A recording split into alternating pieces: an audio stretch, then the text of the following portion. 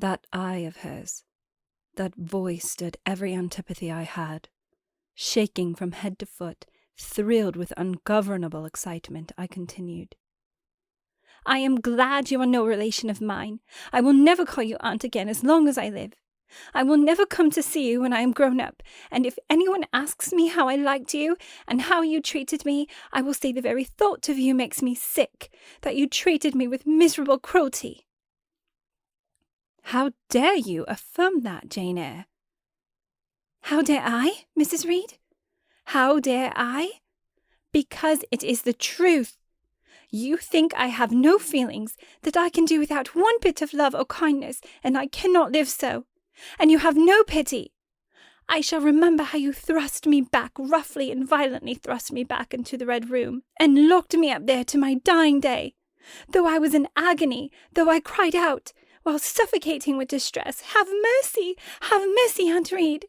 And that punishment you made me suffer because your wicked boy struck me, knocked me down for nothing. I will tell anybody who asks me questions this exact tale. People think you a good woman, but you are bad, hard-hearted. You are deceitful. Ere I had finished this reply, my soul began to expand, to exult with the strangest sense of freedom, of triumph I ever felt. It seemed as if an invisible bond had burst, and that I had struggled out into an unhoped-for liberty. Not without cause was this sentiment. Mrs. Reed looked frightened. Her work had slipped from her knee. She was lifting her hands, rocking herself to and fro, and even twisting her face as if she would cry. Jane, you are under a mistake. What is the matter with you? Why have you trembled so violently? Would you like to drink some water? No, Mrs. Reed. Is there anything else you wish for, Jane? I assure you, I desire to be your friend. Not you. You told Mr. Brocklehurst that I had a bad character, a deceitful disposition, and I'll let everybody at Lockwood know what you are and what you have done. Jane, you do not understand these things. Children must be corrected for their faults. Deceit is not my fault, I cried out in a savage high voice.